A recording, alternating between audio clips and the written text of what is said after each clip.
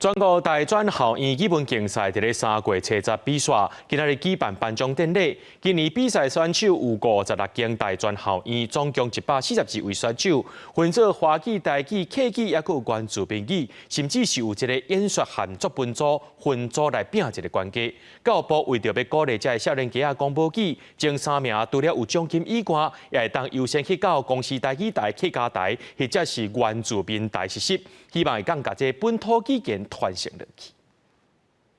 闽南语演说第1名，国立台南大学陈伟汉，恭喜得奖！全国大专校院语文竞赛前3名的学生上台接受颁奖。比赛伫3月初10比赛日举办颁奖典礼。比赛项目以华语、台语、客语和原住民语分组静态的作文和动态的演说。其中摕到台语演说第1名的选手分享讲，因为比赛前30分钟才知影题目，要准备时真无简单，就要对生活中的大细项代志去累积家己的思考。平常时看一寡，比如讲是台语的新闻，因为像最近有一寡议题啊，亲像咱之前有一寡选举的文化，伫即摆咱的就是大专的语文比赛的时阵嘛是有出。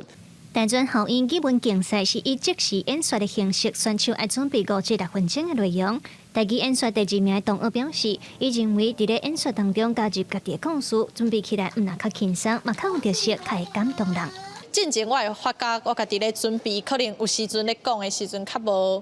无法度互人感觉有感情，所以我后来有试看卖家己的故事甲经验提出来，和大家咧讲的时阵，家己嘛较讲了较顺啦。今年比赛选手来自全国56间大专校院，拢总142位选手来拼关节，最后总共是60位学生摕到名次。教育部表示真欢喜有遮侪学生来报名比赛，嘛希望台湾的本土语言拢会当继续传承落去。